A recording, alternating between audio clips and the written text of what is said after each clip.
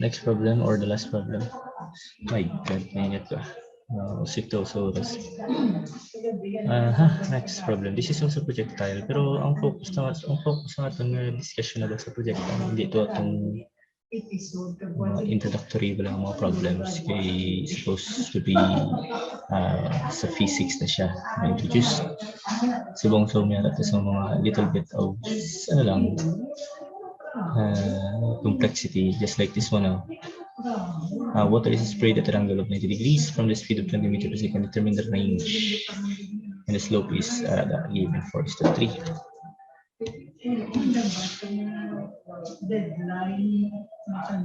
This is 1.45.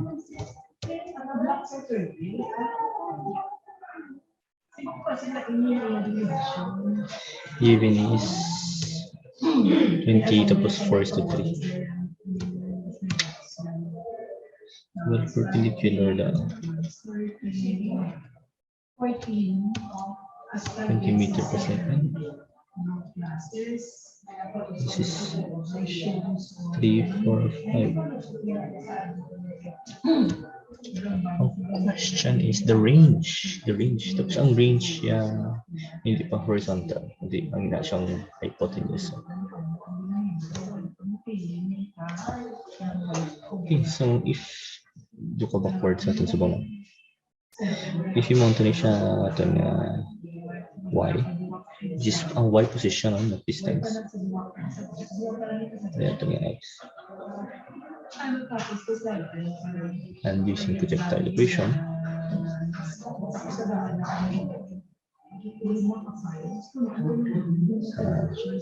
plus minus 2gy.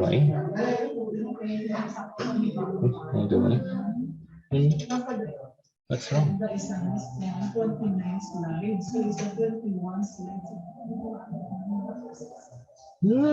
Sensitive.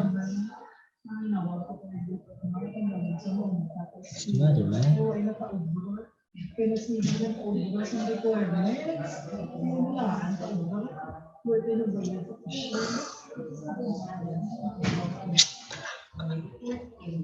Okay.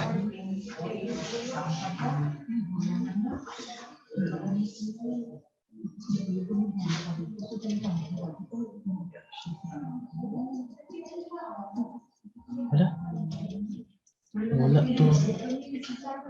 Parang din sa laulin. Wala ko di time. That's why 360 sa 7 to 8 kilometer man na siya. Okay na, solve na problem. O, isa may nakakita ba?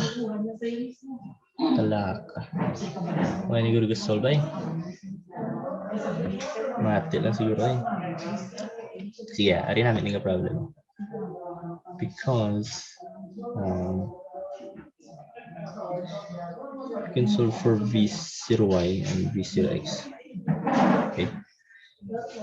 Because you can solve for V0y.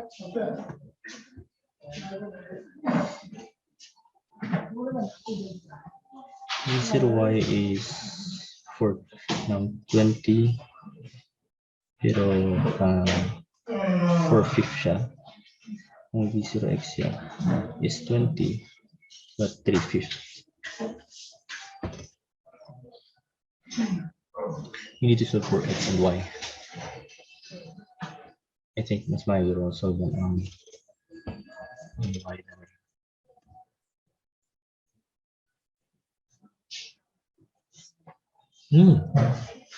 Combine na lang, di ba?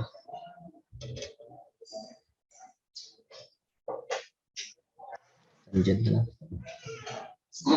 Tangent.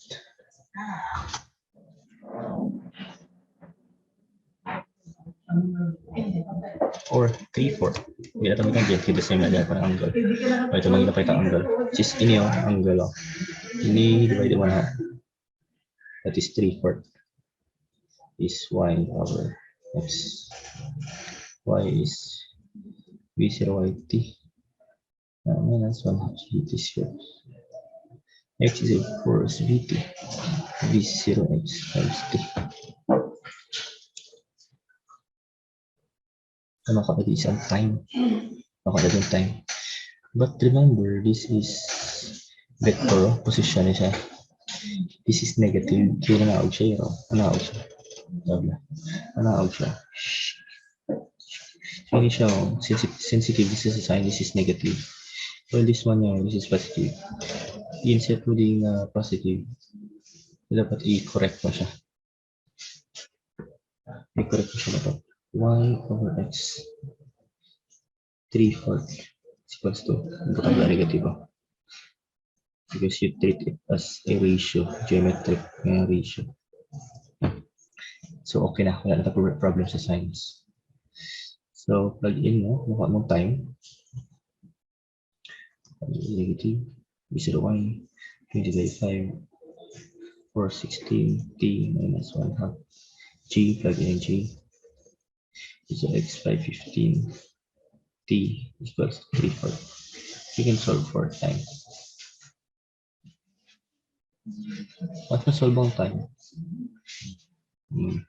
plug in balik. Para mukha mong y. Once mukha mong y,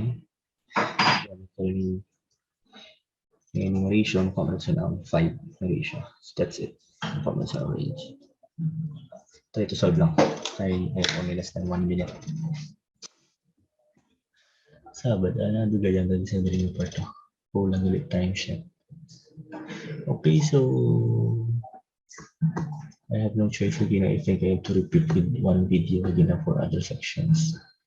So hopefully nag-gets niyo ang aton ng discussion sa general curvilinear motion wherein we tackled two special cases. For more problems, sorry lang din yun. Send ko naman sa Google Classroom. Just solve as many and diverse problems as possible para mas sink in with ang information kag principles. So that would be all lang. Thank you so much. So please ang link ang attendance. I hope ka mo. Wala ko to send sa Wala ko to send sa GCR ring attendance. Ato ko hindi na lipat ko.